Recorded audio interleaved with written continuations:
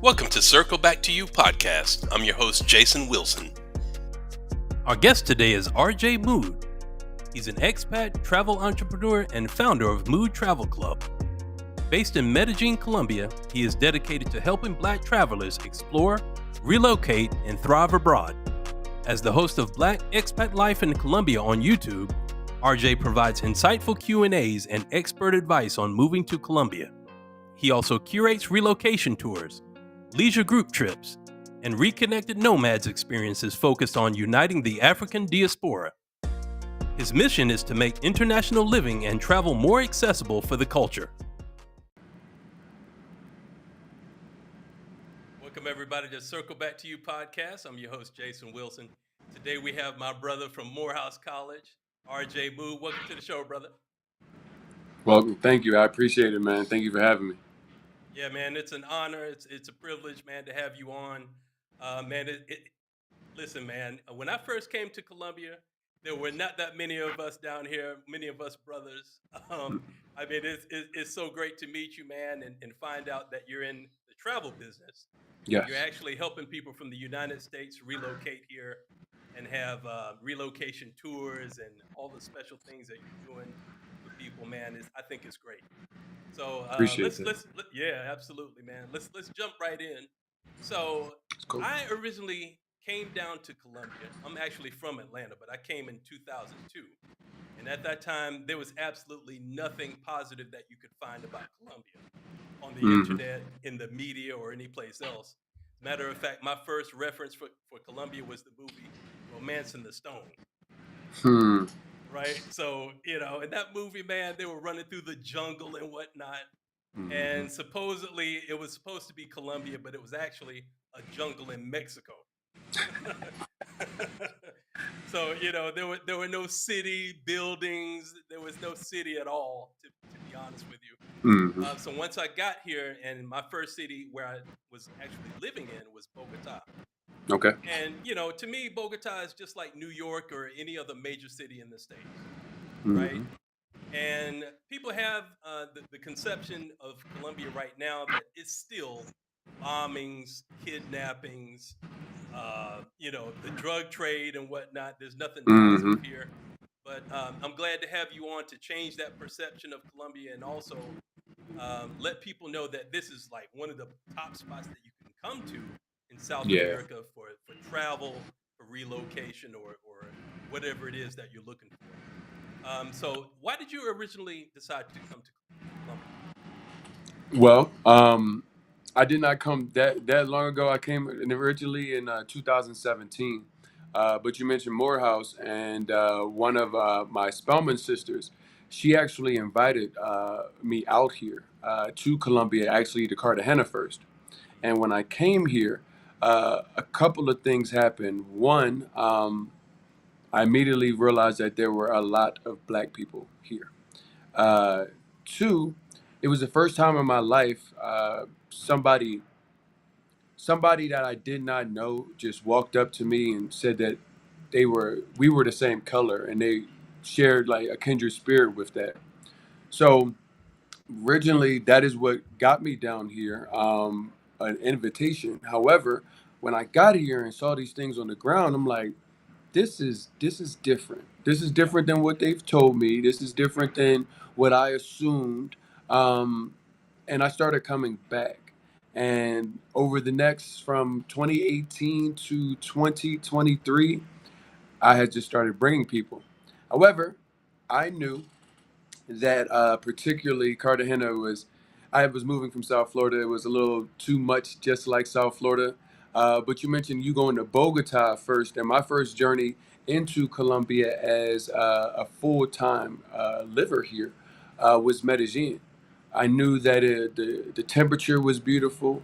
I always said, if I could find a place that reminded me of New York, but was just nice all of the time, that would probably be the perfect place ever.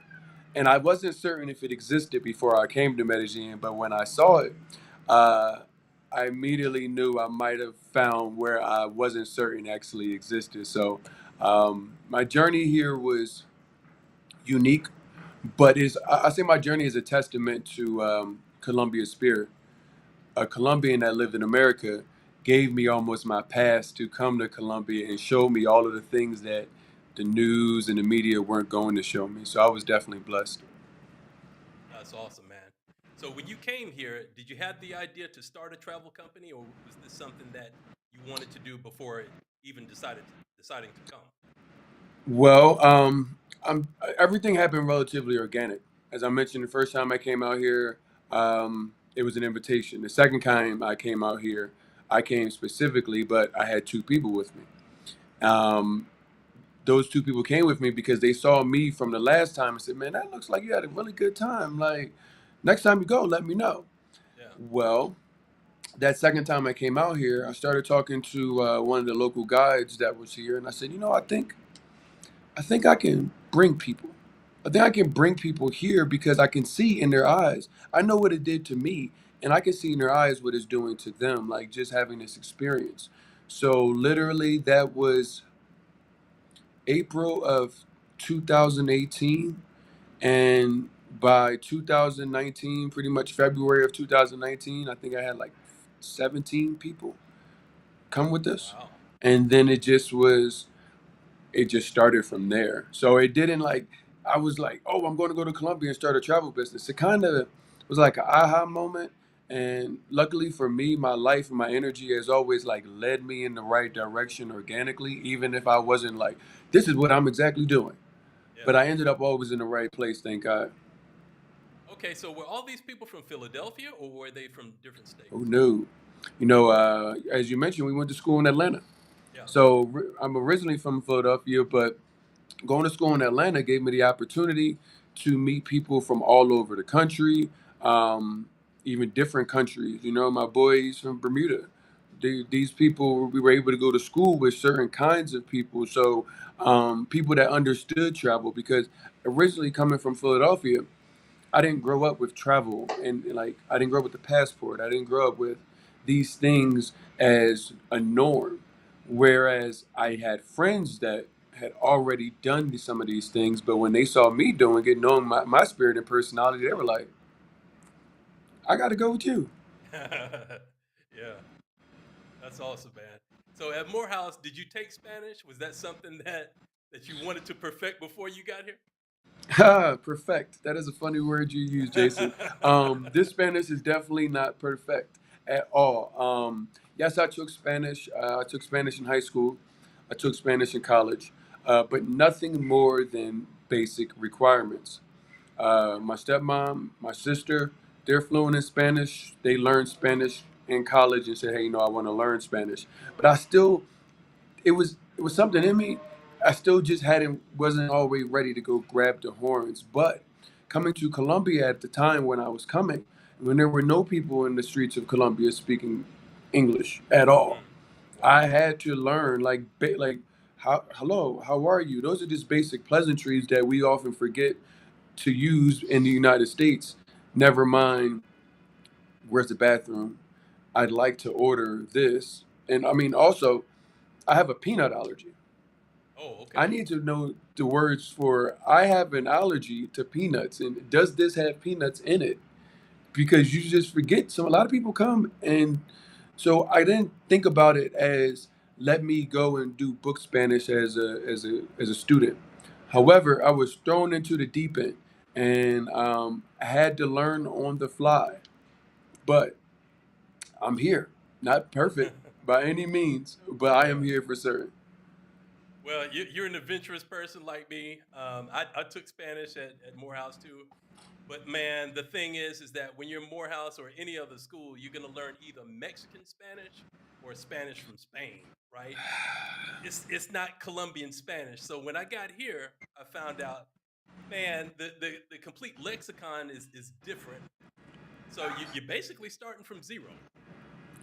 100% zero, because when you say, "Oh, I'm learning a new language," a lot of American thought process and education doesn't give us the opportunity or even desire to look at other people and say they could probably have the same nuances as we do. It's just, Yeah. oh, it's all Spanish. Like when I go to a different Spanish speaking country, I ask, "What's the word for a shot?" As in like a drink.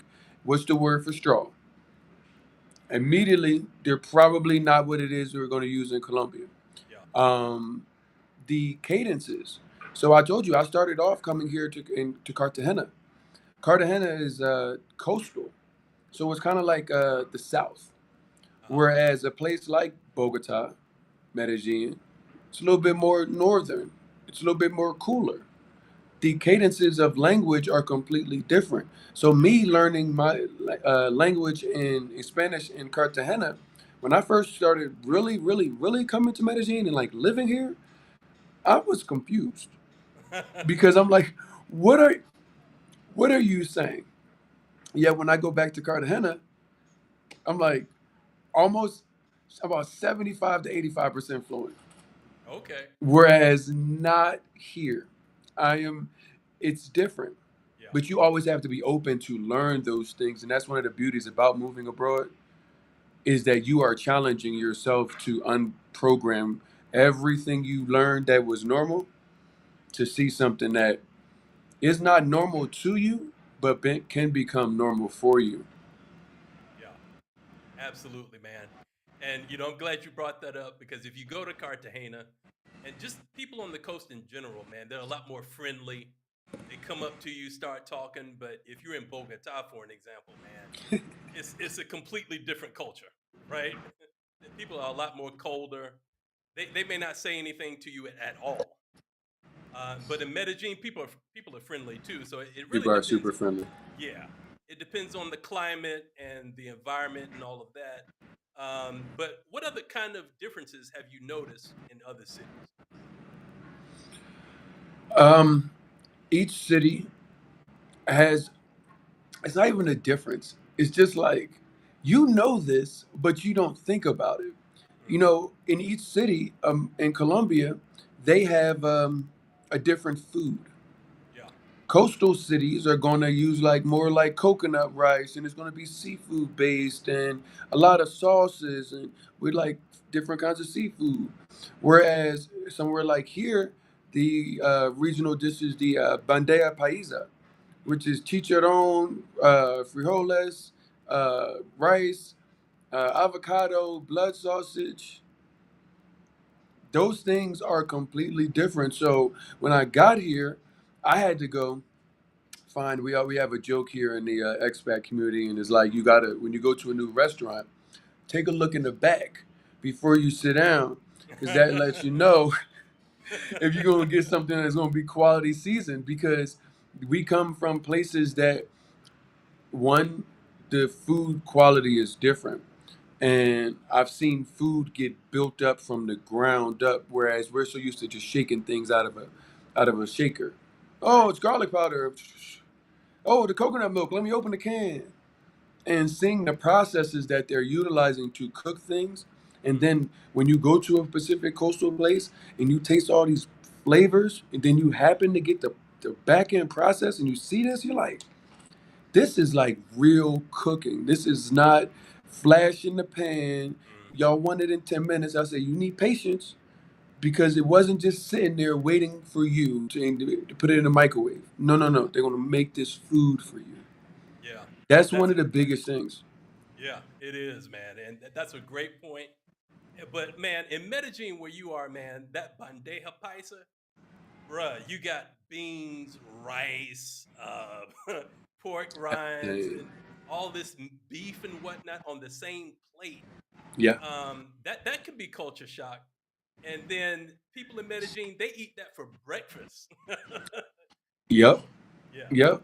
Breakfast looks, and that's the thing for people that may have traveled just a bit and people who have not traveled a lot. I will tell you that breakfast, it differs around the world. And what I learned when it comes to breakfast is probably the only thing that is still rooted in history, Mhm. because when you go to places like Jamaica, you go to Colombia, the breakfasts were designed for the people that were going out to work. So depending on what the majority of people were doing, they needed to have different kinds of breakfast foods available so that they could go work in the field all day. Or like in Jamaica, they have like boiled yam and green like plantain, and like it's really starch heavy breakfasts. So it's like you come here and they call it an American breakfast. Oh, I want eggs and bacon and waffles, and it's like that's that's not a Colombian breakfast by any means. No, not at all. The thing I had to get really used to, especially in Bogota, was soup for breakfast. I love soup, man. Yeah, I me love too. soup. My Okay, so cousins were here and it was 90 degrees. That was 90, it was like 80 degrees. They were sweating. And I'm like, I need a sopa pescado, por favor. Like, they're like, you're eating soup. You're really in Colombia doing Colombia for real because, yes, Colombians will eat soup no matter what the weather is, hot, cold. yeah, I love soup, man. yeah, me too. What's your favorite? The pescado. Okay, That all and, right. and sancocho is, I mean, talking now you're getting me in my soup bag, man. I mean, the soups here are just really good. They're really hearty. They've got yuca in them. The Yeah, sancocho here is just flavorful. The one thing I haven't tried, anybody that knows me, I will eat like everything. However, sometimes I'm like, Colombia, you guys will never fail to amaze me with some of the things you put in chocolate and the cheese and the hot chocolate. yeah, The guys outside selling the corn soup.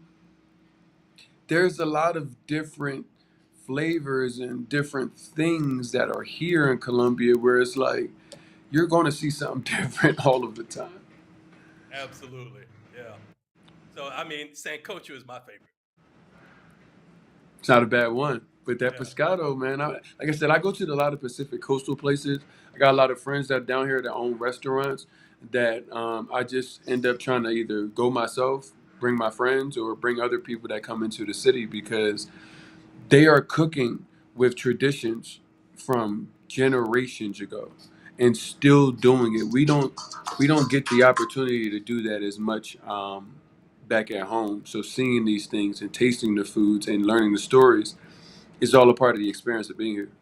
yeah, absolutely. Okay, so how has the treatment been that you've received there in Medellin? Oh man, that is interesting, right? Because I talk about this often. Americans often aren't able to capitalize on the American privilege, and it's not even like air quotes. It's American privilege, the American privilege that you have, because often you don't get to leave America. So when people in America that haven't left America hear that they have American privilege, they're like, "Bro, it's hard here." Yeah, But moving abroad, moving into Medellin, living locally, like Cartagena is really touristy. Medellin, living locally, not in Parque Lleras, I mean like in Laureles and Envigado, Sabaneta, you're going to be with the locals. And they're going to immediately know that you're not from there. At first, they may think you're Afro-Colombian.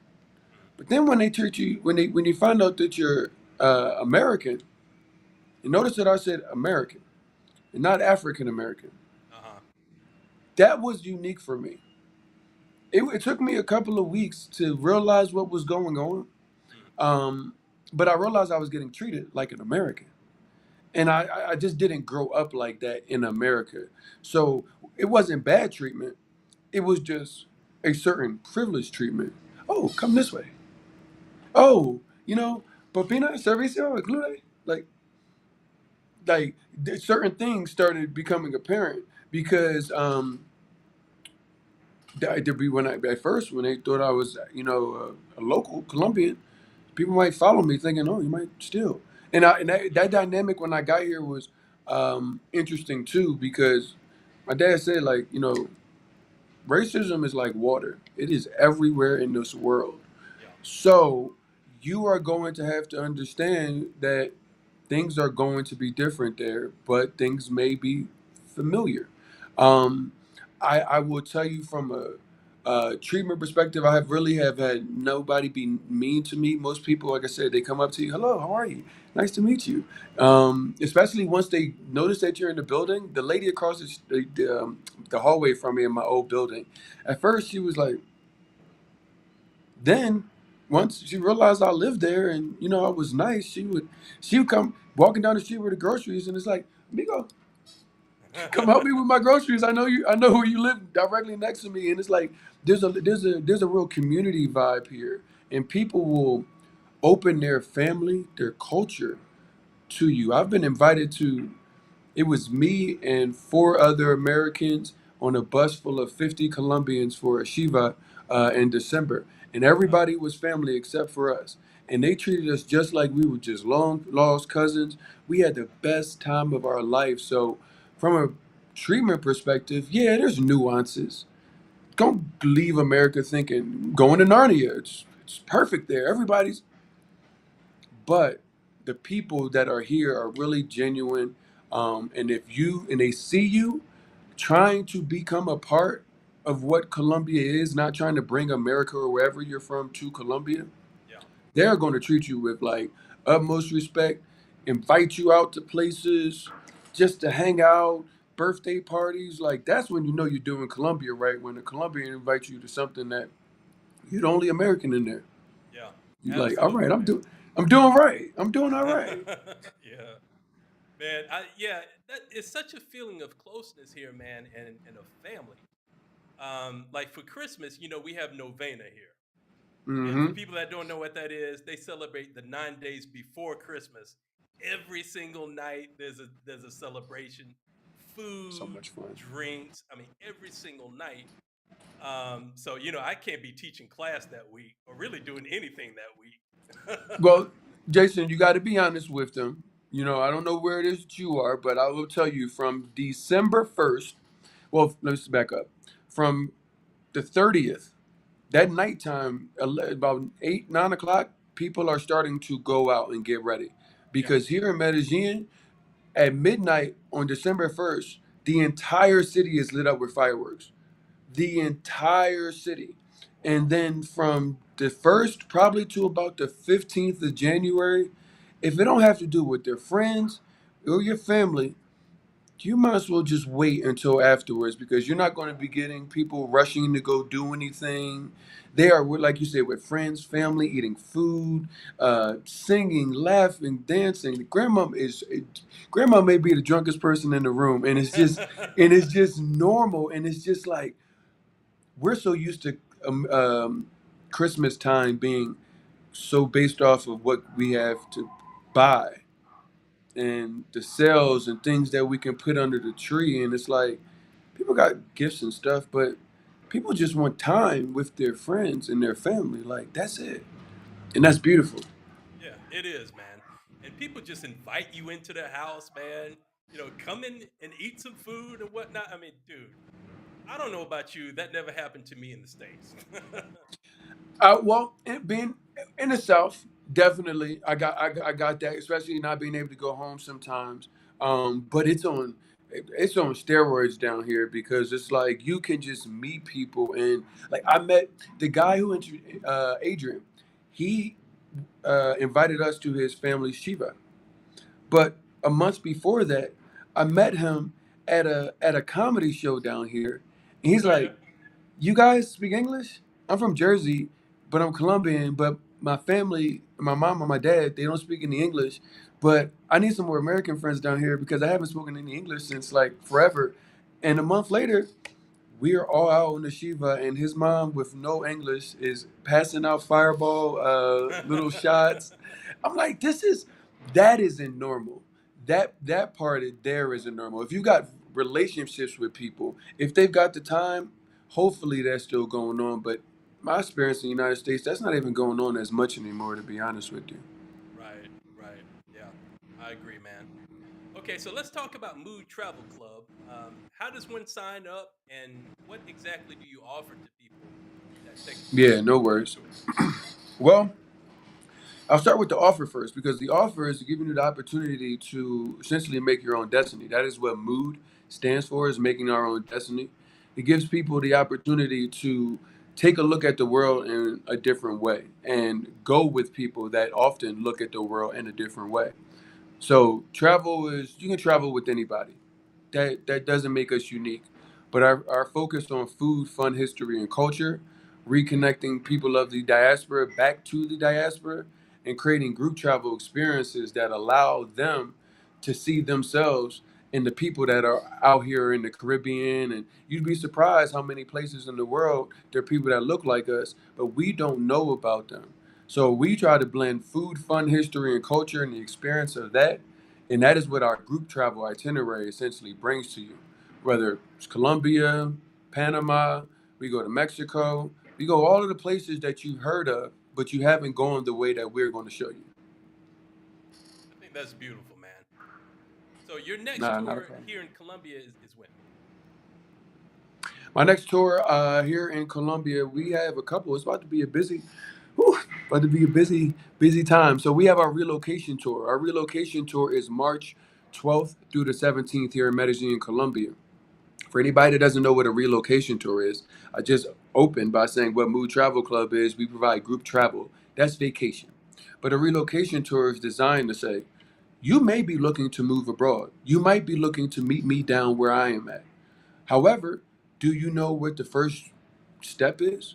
Do you have trusted resources that have already helped so many people like myself and the entire expat community that's down here actually get it done and not have to take the expensive route or the scenic route and it take you a lot of time? So what we do is with these relocation tours, we bring all of the experts in healthcare, real estate, immigration, expat services. These people will literally help you go open a bank account. This is designed to help take out the stress of you possibly moving abroad to another country and not knowing where to start or who to trust. So we bring these experts to you in the seminar, and then the next 3 days we do a hybrid of local tours. So we show you what an apartment looks like. Yes, I am in an apartment here in Medellin right now. We show you what the different neighborhoods look like. So different apartments, different neighborhoods. You might want a scenic view. You might want a pool. You might need an elevator. These are all things that you say, I just want to go, but you didn't realize that there's a whole itinerary of checklist items that you need to go through. We just bring all of that right to you and say, don't worry about it.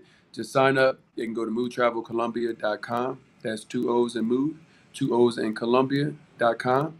The information is there for the tour, but there are so many free resources that we've already put together because we want to give the community what it needs, which is the opportunity to make the first move.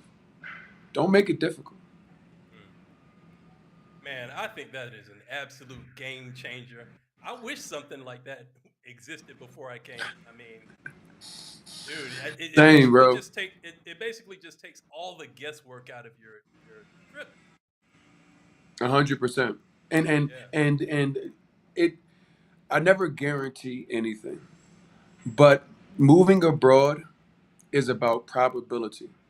And all we are doing is increasing the probability of you having a success rate wherever it is that you move. Because a lot of the things that are on our website, yes, we're Move Travel Colombia.